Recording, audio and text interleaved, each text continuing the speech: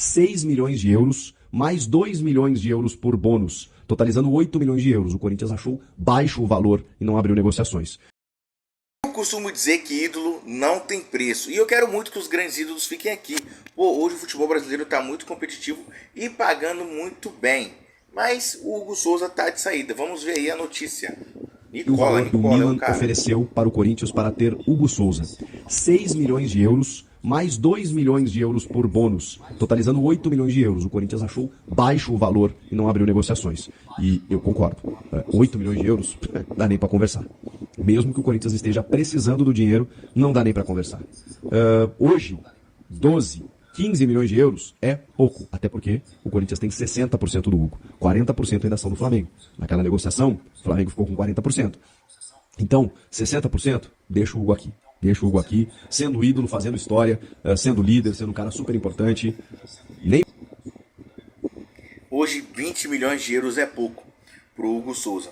Aí a gente fala do que? Da condição que o clube se encontra. Essa condição cachorra, essa condição safada que a diretoria do Corinthians faz, é que obriga que nós vendemos jogadores assim, como Robert Renan, como Pedrinho, como outros grandes jogadores que a gente teve, que era para estar até hoje no Corinthians, que são cria para poder criar raízes, criar aquilo, aquela identificação com o torcedor.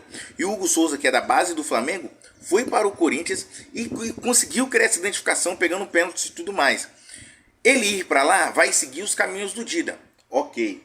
Mas não é isso não é interessante. Interessante futebol é manter os seus ídolos aqui, para que não perca essa identidade. O dinheiro tá pouco.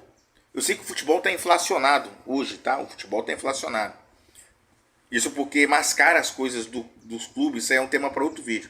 Mas mascara, um jogador que vale 5, você compra ele por 10, só que você não vai transferir os 10 milhões para lá. Fica com a pendência e tal, e é inflacionar os números.